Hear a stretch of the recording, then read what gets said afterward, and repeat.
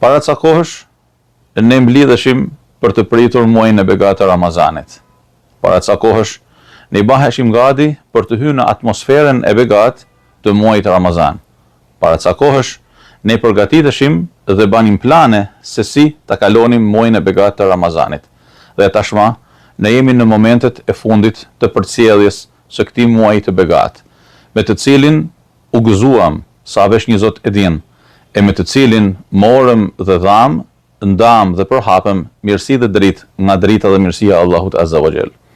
Ja ku jemi në momentet e përcjelljes së muajit të Kur'anit famulart, dhe po ashtu ja ku jemi duke pritur hanën e re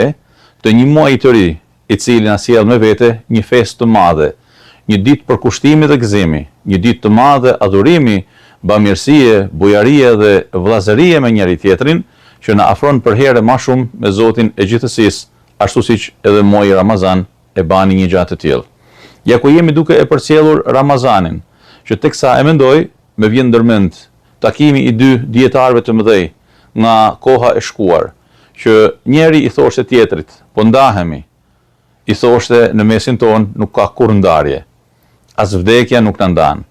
e përtemja është për herë vend takimi ynë. E kështu është edhe me Ramazanin, muajin e mallnueshëm të Kur'anit, i cili së bashku me fjalën e Allahut Azza wa Jall, e librin e tij, do të ndërmjetësojnë për gjithë secilin prej nesh, inshallahu taala, nesër në ditën e gjykimit.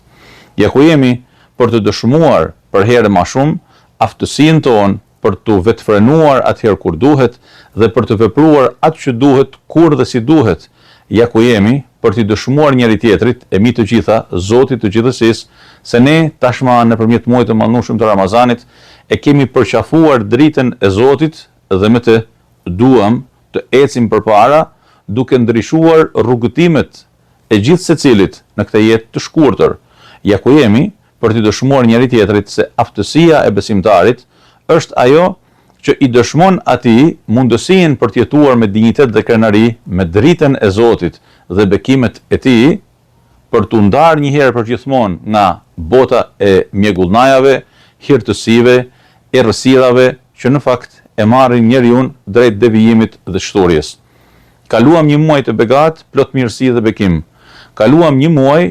në paqe totale me njëri tjetrin, me natyrën, me jetën, me të gjithë përreth. E duam gjithashtu që edhe pas largimit të këtij muaji të begat, jeta e jon të vazhdojë në këtë ritëm, e përkushtimi ynë të vazhdojë në këtë ritëm dhe angazhimi i ynë me fjalën e Zotit dhe leximin, e kuptimin, e praktikimin e saj të vazhdojë me këtë ritëm,